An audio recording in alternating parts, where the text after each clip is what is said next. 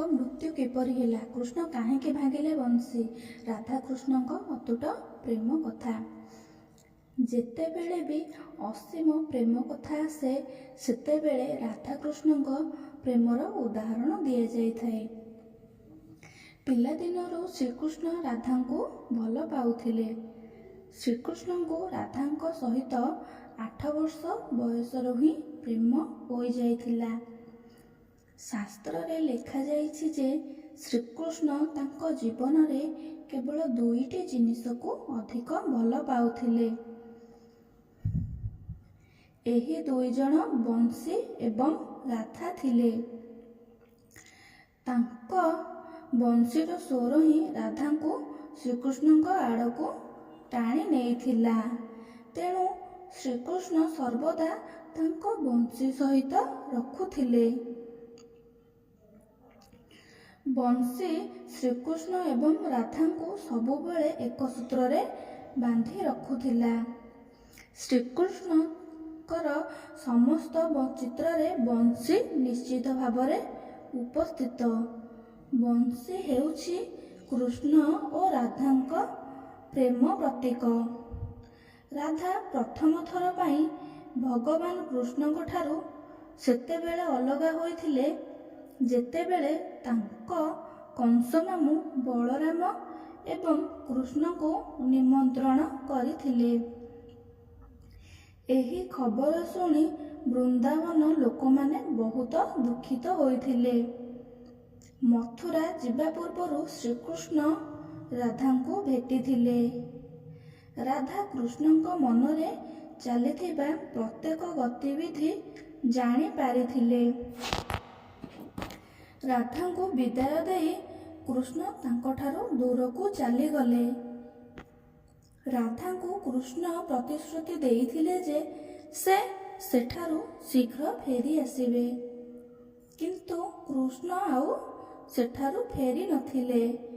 ରୁକ୍ମିଣୀଙ୍କ ସାଥିରେ ବିବାହ କରିଥିଲେ। କୃଷ୍ଣଙ୍କୁ ପାଇବା ପାଇଁ ରୁକ୍ମିଣୀ ମଧ୍ୟ ବହୁତ ତପସ୍ୟା କରିଥିଲେ। ଶ୍ରୀକୃଷ୍ଣଙ୍କୁ ବିବାହ କରିବା ପାଇଁ ରୁକ୍ମିଣୀ ତାଙ୍କ ଭାଇଙ୍କ ବିରୁଦ୍ଧରେ ଯାଇଥିଲେ। ରାଧାଙ୍କ ପରି ମଧ୍ୟ ସେ କୃଷ୍ଣଙ୍କୁ ଭଲ ପାଉଥିଲେ। ରୁକ୍ମିଣୀ ଶ୍ରୀକୃଷ୍ଣଙ୍କୁ ଏକ ପ୍ରେମପତ୍ର ପଠାଇଥିଲେ ଯେ ସେ ଆସି ତାଙ୍କୁ ସାଙ୍ଗରେ ନେଇ ଯାଆନ୍ତୁ। ଏହାପରେ ଶ୍ରୀକୃଷ୍ଣ ରୁକ୍ମିଣୀଙ୍କ ପାଖକୁ ଯାଇ ତାଙ୍କୁ ବିବାହ କରିଥିଲେ। କୃଷ୍ଣ ବୃନ୍ଦାବନ ଛାଡ଼ିବା ପରେ ରାଧାଙ୍କ ଜୀବନ ଏକ ଭିନ୍ନ ମୋଡ଼ ନେଇଥିଲା।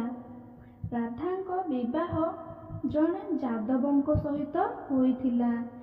ରାଧା ତାଙ୍କ ବିବାହିତ ଜୀବନର ସମସ୍ତ ରୀତିନୀତି ଅନୁସାରେ ଜୀବନ ବିତାଇଲେ ଏବଂ ଜୀବନର ଅଧିକ ସମୟ ବିତିଗଲା ପରେ ମଧ୍ୟ ତାଙ୍କ ମନରେ ଶ୍ରୀକୃଷ୍ଣଙ୍କ ପ୍ରତି ସମର୍ପଣ ଭାବ ଥିଲା।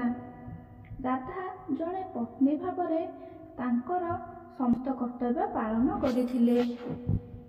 ଅନ୍ୟପକ୍ଷରେ ଶ୍ରୀକୃଷ୍ଣ ଦେବୀୟ କର୍ତ୍ତବ୍ୟ ପାଳନ କରିଥିଲେ। ସମସ୍ତ କାର୍ଯ୍ୟରୁ ମୁକ୍ତି ପାଇବା ପରେ ରାଧା ଶେଷ ଥର ପାଇଁ ତାଙ୍କ ପ୍ରିୟ ଶ୍ରୀକୃଷ୍ଣଙ୍କୁ ଭେଟିବାକୁ ଯାଇଥିଲେ। ସେତେବେଳେ ସେ ଦ୍ୱାରକା ପହଞ୍ଚିଲେ। ସେ କୃଷ୍ଣଙ୍କର ରୁକ୍ମିଣୀ ଏବଂ ସତ୍ୟଭାମାଙ୍କ ବିବାହ ବିଷୟରେ ଶୁଣିଥିଲେ ଓ ସେ ବହୁତ ଦୁଃଖୀ ହୋଇଥିଲେ। କୃଷ୍ଣ ରାଧାଙ୍କୁ ଦେଖି ବହୁତ ଖୁସି ହୋଇଥିଲେ।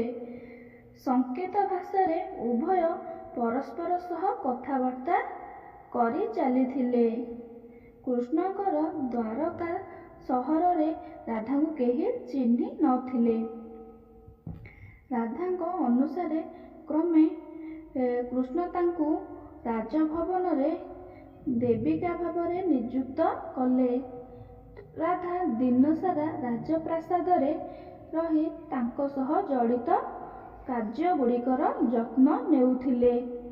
କିନ୍ତୁ ତାଙ୍କୁ ସୁଯୋଗ ମିଳିଲା ମାତ୍ରେ ସେ କୃଷ୍ଣଙ୍କୁ ଦର୍ଶନ ନେଉଥିଲେ।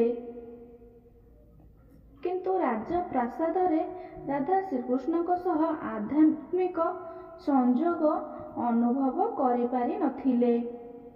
ତେଣୁ ରାଧା ରାଜଭବନରୁ ଦୂରାଇ ଯିବାକୁ ସ୍ଥିର କଲେ। ସେ ଭାବିଲେ ଯେ ସେ ଦୂରକୁ ଗଲେ ହିଁ ପୁନର୍ବାର ଶ୍ରୀକୃଷ୍ଣଙ୍କ ସହ ଏକ ଗଭୀର ଆତ୍ମୀୟ ସମ୍ପର୍କ ସ୍ଥାନୀୟ କରିପାରିବେ। ସେ ଜାଣିନଥିଲେ ଯେ ସେ କେଉଁଆଡ଼େ ଯାଉଛନ୍ତି, କିନ୍ତୁ ଭଗବାନ ଶ୍ରୀକୃଷ୍ଣ ଜାଣିଥିଲେ। ଧୀରେ ଧୀରେ ସମୟ ଗଡ଼ି ଚାଲିଲା ଏବଂ ରାଧା ଏକାକୀ ଏବଂ ଦୁର୍ବଳ ହୋଇଗଲେ। ସେତେବେଳେ ତାଙ୍କୁ ଶ୍ରୀକୃଷ୍ଣଙ୍କର ଆବଶ୍ୟକ ପଡ଼ିଲା। ଶେଷ ମୁହୂର୍ତ୍ତରେ ଭଗବାନ କୃଷ୍ଣ ତାଙ୍କ ସାମ୍ନାରେ ଉପସ୍ଥିତ ହେଲେ।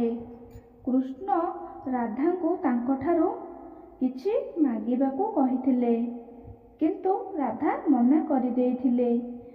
କୃଷ୍ଣଙ୍କ ବାରମ୍ବାର ଅନୁରୋଧ କଲା ପରେ ରାଧା କହିଲେ ଯେ ସେ ତାଙ୍କୁ ଶେଷ ଥର ପାଇଁ ବଂଶୀ ବଜାଇବାର ଦେଖିବାକୁ ଚାହୁଁଛନ୍ତି।